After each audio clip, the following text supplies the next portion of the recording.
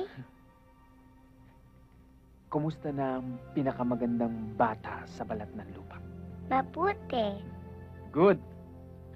Meron akong joke. Ako muna. Ako muna. Ako una eh. Ako muna.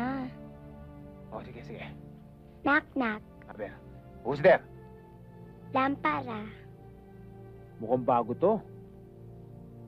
Lamparahu. Kaibigan lampara. Kaibigan lampara. Ah!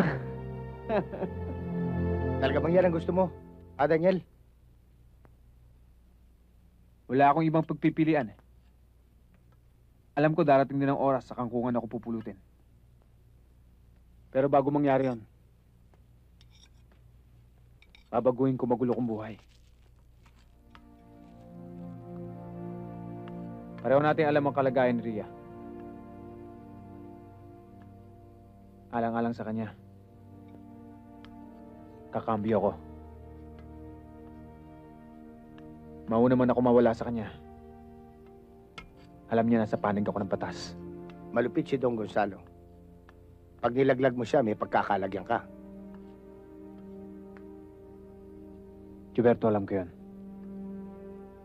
Kaya kung ano mangyari sa akin, ikaw nang bahala kay Rhea. Makakalbo ka rin. Nakausap ko si Don Gonzalo sa telepono. Pinagbili niya sa akin, nasabihin ko raw sa inyo, na malabong dumating ang epektos ngayong umaga. Ano? Bakit nagkaganon? Nagbagong oras, mamayang gabi na raw. Pero, dito rin laglag nun. Aabangan daw natin yung karo ng patay. Dahil doon nakasakay lahat ng epektos natin. Daniel, tawagan mo yung mga kontak natin. Parating mo sa kanila na baka madaling araw natin may delivery mga epektos natin. Ano laman ang karon ng patay? Marami, may bato kung ano-ano, puro mahalaga yun. Basta, kontakin mo sila para hindi sila maghintay. Okay? Hello? Manolo, si Daniel to. May darating na epekto si Don Gonzalo. Nakalagay sa karo ng patay. Sandali. Saan? Pier 18.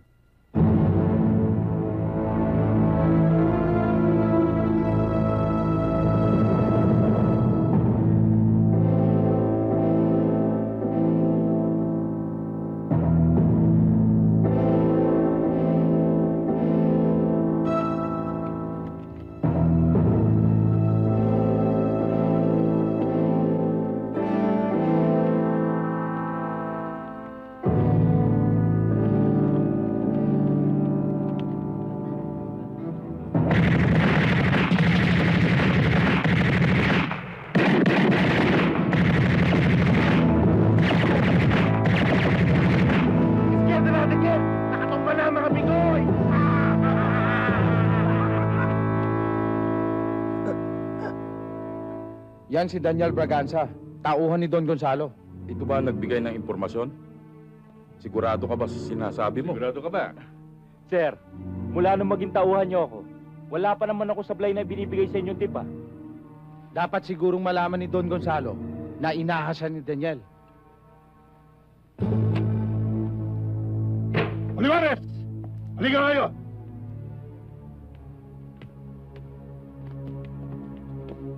Olivares, ang pagkakataong hinihintay mo ay dumating na.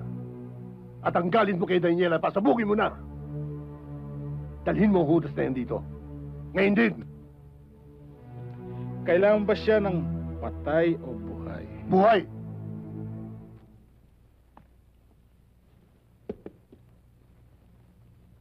Anong kailangan mo? Nakalimutan ko yung 3 kong brown envelope doon sa loob ng compartment ng kotse. Pakikuha naman, please.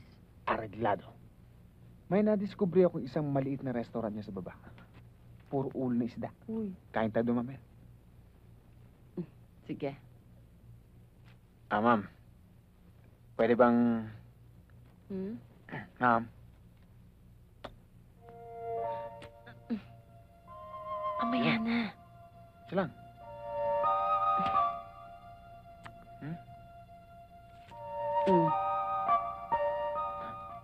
Sige, mamaya lang. Envelope, ano?